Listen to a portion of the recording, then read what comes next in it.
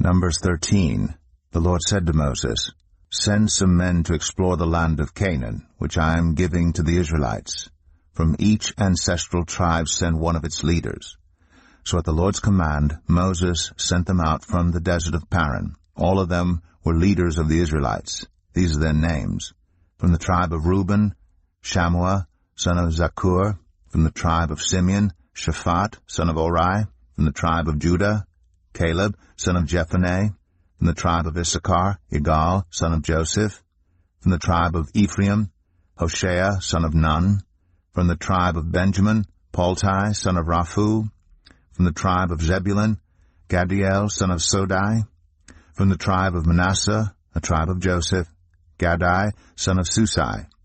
From the tribe of Dan, Amiel, son of Gemalli.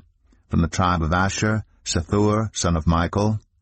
From the tribe of Naphtali, Nabai, son of Vophsi. From the tribe of Gad, Geuel, son of Machi.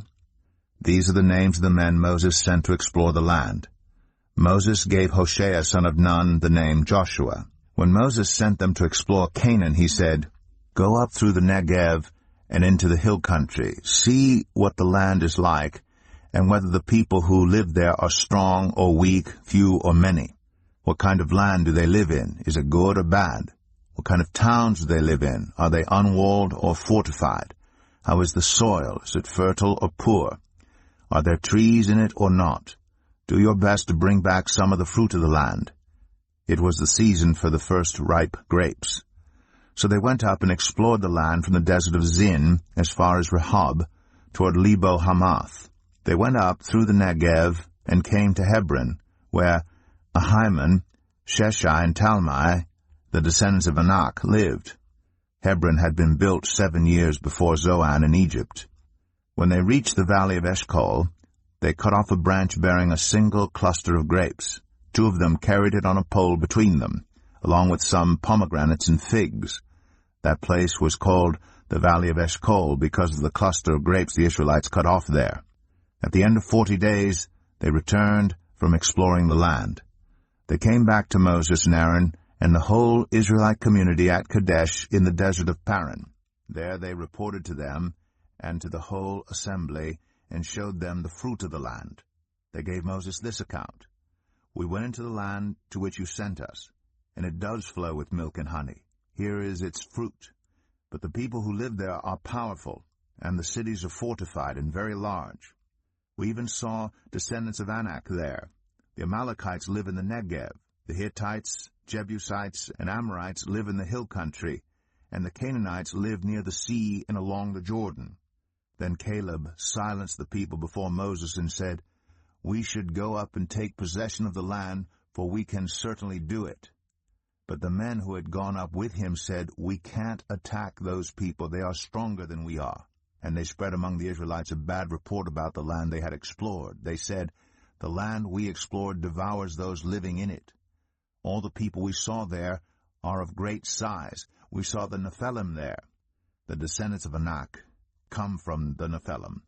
We seemed like grasshoppers in our own eyes, and we looked the same to them."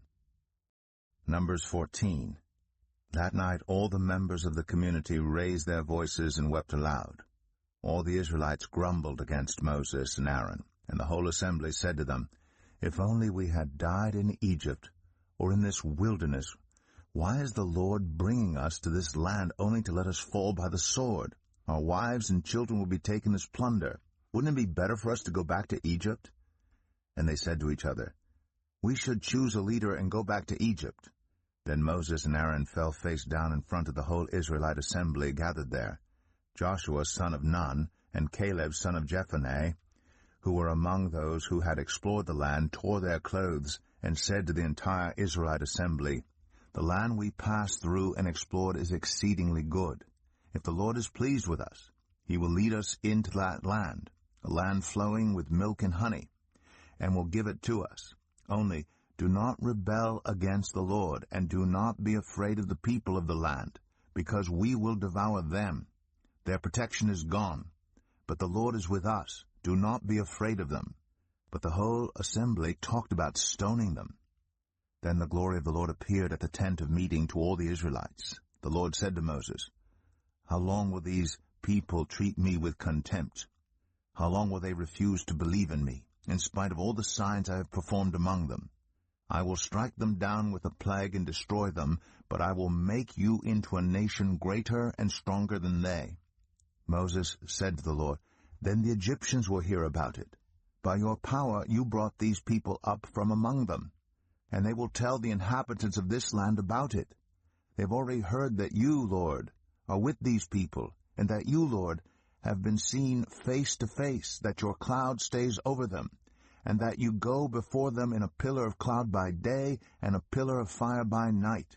If you put all these people to death, leaving none alive, the nations who have heard this report about you will say, 'The Lord was not able to bring these people into the land he promised them on oath, so he slaughtered them in the wilderness.' Now may the Lord's strength be displayed, just as you have declared. The Lord is slow to anger, abounding in love, and forgiving sin and rebellion. Yet he does not leave the guilty unpunished. He punishes the children for the sin of the parents to the third and fourth generation. In accordance with your great love, forgive the sin of these people, just as you have pardoned them from the time they left Egypt until now." The Lord replied, "I have forgiven them, as you asked. Nevertheless, as surely as I live, and as surely as the glory of the Lord fills the whole earth, not one of those who saw my glory and the signs I performed in Egypt and in the wilderness, but who disobeyed me and tested me 10 times, not one of them will ever see the land I promised on oath to their ancestors. No one who has treated me with contempt will ever see it. But because my servant Kalèb has a different spirit and follows me wholeheartedly, I will bring him into the land he went to, and his descendants will inherit it. Since the Amalekites and the Canaanites are living in the valleys, turn back tomorrow and set out toward the desert along the route to the Red Sea." The Lord said to Moses and Aaron, "How long will this wicked community grumble against me? I have heard the complaints of these grumbling Israelites. So tell them, 'As surely as I live, declares the Lord, I will do to you the very thing I heard you say. In this wilderness your bodies will fall. Every one of you 20 years old or more who was counted in the census and who has grumbled against me, not one of you will enter the land I swore with uplifted hand to make your home, except Kalèb, son of Jephunneh, and Joshua, son of Nun. As for your children that you said would be taken as plunder, I will bring them in to enjoy the land you have rejected. But as for you, your bodies will fall in this wilderness. Your children will be shepherds here for 40 years, suffering for your unfaithfulness until the last of your bodies lies in the wilderness. For 40 years, 1 year, for each of the 40 days you explored the land, you will suffer for your sins and know what it is like to have me against you. I, the Lord, have spoken, and I will surely do these things to this whole wicked community, which has banded together against me. They will meet their end in this wilderness. Here they will die." So the men Moses had sent to explore the land, who returned and made the whole community grumble against him by spreading a bad report about it. These men who were responsible for spreading the bad report about the land were struck down and died of a plague before the Lord. Of the men who went to explore the land, only Joshua son of Nun and Kalèb son of Jephunneh survived. When Moses reported this to all the Israelites, they mourned bitterly. Early the next morning, they set out for the highest point in the hill country, saying, "Now we are ready to go up to the land the Lord promised. Surely we have sinned." But Moses said, "Why are you disobeying the Lord's command?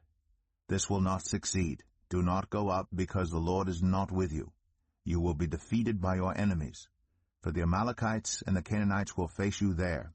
Because you have turned away from the Lord, he will not be with you, and you will fall by the sword." Nevertheless, in their presumption, they went up toward the highest point in the hill country, though neither Moses nor the ark of the Lord's covenant moved from the camp. Then the Amalekites and the Canaanites who lived in that hill country came down and attacked them, and beat them down all the way to Hormah. Numbers 15. The Lord said to Moses, "Speak to the Israelites and say to them, after you enter the land I am giving you as a home, and you present to the Lord food offerings from the herd or the flock, as an aroma pleasing to the Lord, whether burnt offerings or sacrifices, for special vows or freewill offerings or festival offerings, then the person who brings an offering shall present to the Lord a grain offering of 1/10 of an ephah of the finest flour mixed with 1/4 of a hin of olive oil. With each lamb for the burnt offering or the sacrifice, prepare 1/4 of a hin of wine as a drink offering. With the ram, prepare a grain offering of 2/10 of an ephah of the finest flour mixed with 1/3 of a hin of olive oil, and 1/3 of a hin of wine as a drink offering. Offer it as an aroma pleasing to the Lord. When you prepare a young bull as a burnt offering or sacrifice for a special vow or a fellowship offering to the Lord, bring with the bull a grain offering of 3/10 of an ephah of the finest flour mixed with 1/2 a hin of olive oil, and also bring 1/2 a hin of wine as a drink offering. This will be a food offering, an aroma pleasing to the Lord. Each bull or ram, each lamb or young goat is to be prepared in this manner. Do this for each one, for as many as you prepare. Everyone who is native-born must do these things in this way when they present a food offering as an aroma pleasing to the Lord. For the generations to come, whenever a foreigner or anyone else living among you presents a food offering as an aroma pleasing to the Lord, they must do exactly as you do. The community is to have the same rules for you and for the foreigner residing among you. This is a lasting ordinance for the generations to come. You and the foreigner shall be the same before the Lord. The same laws and regulations will apply both to you and to the foreigner residing among you. The Lord said to Moses, "Speak to the Israelites and say to them, when you enter the land to which I am taking you, and you eat the food of the land, present a portion as an offering to the Lord. Present a loaf from the first of your ground meal, and present it as an offering from the threshing floor. Throughout the generations to come, you are to give this offering to the Lord from the first of your ground meal." Now, if you as a community unintentionally fail to keep any of these commands the Lord gave Moses, any of the Lord's commands to you through him from the day the Lord gave them and continuing through the generations to come, and if this is done unintentionally without the community being aware of it, then the whole community is to offer a young bull for a burnt offering as an aroma pleasing to the Lord, along with its prescribed grain offering and drink offering, and a male goat for a sin offering. The priest is to make atonement for the whole Israelite community, and they will be forgiven. For it was not intentional, and they have presented to the Lord for their wrong a food offering and a sin offering. The whole Israelite community and the foreigners residing among them will be forgiven, because all the people were involved in the unintentional wrong. But if just one person sins unintentionally, that person must bring a year-old female goat for a sin offering. The priest is to make atonement before the Lord for the one who erred by sinning unintentionally. And when atonement has been made, that person will be forgiven. One and the same law applies to everyone who sins unintentionally, whether a native-born Israelite or a foreigner residing among you. But anyone who sins defiantly, whether native-born or foreigner, blasphemes the Lord and must be cut off from the people of Israel. Because they have despised the Lord's word and broken his commands, they must surely be cut off. Their guilt remains on them. While the Israelites were in the wilderness, a man was found gathering wood on the Sabbath day. Those who found him gathering wood brought him to Moses and Aaron and the whole assembly. And they kept him in custody because it was not clear what should be done to him. Then the Lord said to Moses, "The man must die. The whole assembly must stone him outside the camp." So the assembly took him outside the camp and stoned him to death as the Lord commanded Moses. The Lord said to Moses, "Speak to the Israelites and say to them, throughout the generations to come you are to make tassels on the corners of your garments with a blue cord on each tassel. You will have these tassels to look at, and so you will remember all the commands of the Lord, that you may obey them and not prostitute yourselves by chasing after the lusts of your own hearts and eyes. Then you will remember to obey all my commands and will be consecrated to your God. I am the Lord your God, who brought you out of Egypt to be your God. I am the Lord your God. Numbers 16. Korah, son of Izhar, the son of Kohath, the son of Levi, and certain Reubenites, Dathan and Abiram, sons of Eliab, and On, son of Peleth, became insolent and rose up against Moses. With them were 250 Israelite men, well-known community leaders who had been appointed members of the council. They came as a group to oppose Moses and Aaron and said to them, "You have gone too far. The whole community is holy, every one of them, and the Lord is with them. Why then do you set yourselves above the Lord's assembly?" When Moses heard this, he fell face down. Then he said to Korah and all his followers, "In the morning the Lord will show who belongs to him and who is holy, and he will have that person come near him.